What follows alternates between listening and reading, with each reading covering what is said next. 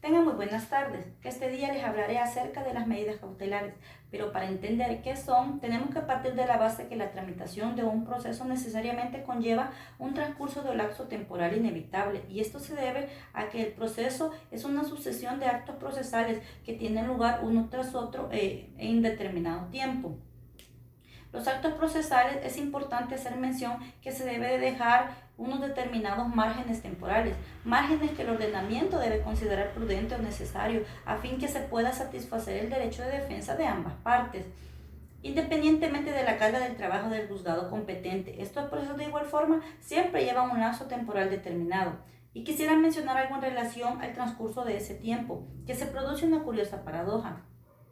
Por una parte, porque en ese tiempo se ha de ocurrir entre la imposición de la demanda y la sentencia, se genera sin duda un perjuicio para el demandado, que va a ser sometido a la tramitación de un proceso y también este afecta sus derechos. Pero sin embargo, precisamente en el transcurso de ese tiempo, es posible que sucedan determinados actos que redunden en una ineficacia de la sentencia o que hagan inejecutable la sentencia que se dicte al final del procedimiento, perjudicando en tanto al principio al actor, quien reclama el derecho que aspira a ver satisfecho en esa sentencia. Se puede decir que esos actos que pueden ocurrir durante el transcurso del proceso y que pueden acabar frustrando la efectividad de la sentencia pueden tener lugar bien porque el demandado lleve a cabo deliberadamente actos en perjuicio del actor.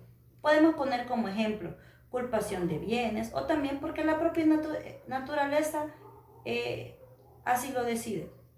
Si esperamos en la sentencia, esa actividad ilícita puede seguir desplegándose durante el tiempo en que la sentencia ocurre y por tanto y para el momento en que se dicte la sentencia ya se habrá producido un daño y una frustración de cara a la ineficacia de la misma. Por esto hay que estar preparado para que al enfrentarnos a este problema es para lo que el ordenamiento jurídico ha dotado de lo que conocemos como medidas cautelares.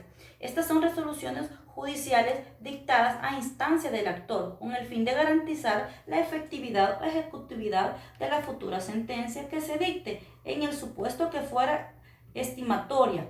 Aquí podemos extraer algunas ideas.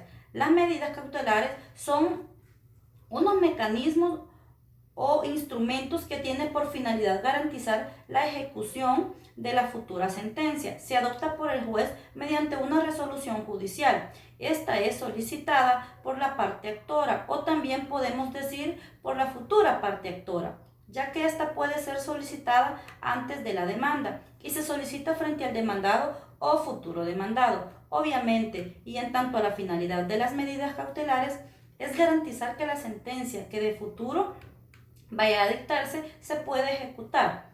Cuando se dicta la sentencia, las medidas cautelares carecerán de sentido. Es por ello que quiero explicarles que una de las características de las medidas cautelares es la de su temporalidad. Para poder adoptar las medidas cautelares han de incurrir una serie de presupuestos que es conveniente analizar. Concretamente, los presupuestos de las medidas cautelares son tres: la concurrencia del fumus bonioris o apariencia del buen derecho, la del periculum in mora, que podemos decir que es el peligro por la mora procesal, y por último la obligación de prestar caución.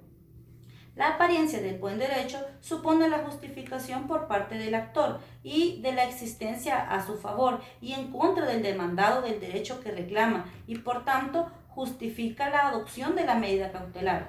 Es una carga procesal para el actor. Si no se justifica esa apariencia del buen derecho para reclamar, no se acordará la medida cautelar.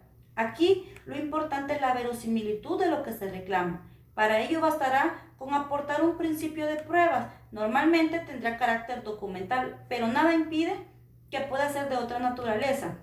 Al hablar del periculum in mora o peligro que pueda generar el proceso desde el momento por la imposición de la demanda hasta el momento que se dicte la sentencia por el peligro o riesgo por la mora procesal. En este caso se trata de justificar cuál es el peligro, la duración del proceso, entraña de cara a la frustración de la inejecución de la sentencia que en un futuro se dicte. Aquí se tiene que acreditar la existencia de un peligro cierto y concreto y será apreciable en función de las circunstancias que así lo asistan en cada caso concreto. Por último, entre los presupuestos de las medidas cautelares está la obligación de prestar caución. Además, el autor se ve en la obligación de prestar caución. La caución será prestada, será determinada por el juez. El juez lo determinará, pero esta puede ser también ofrecida en un escrito por el actor.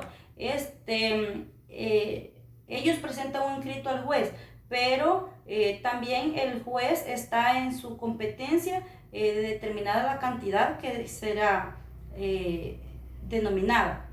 Es importante aclarar que la cantidad debe ser suficiente para una posible indemnización por los daños y perjuicios que pudiesen causar al demandado en el supuesto que la sentencia que se dicte fuera desestimatoria de las pretensiones.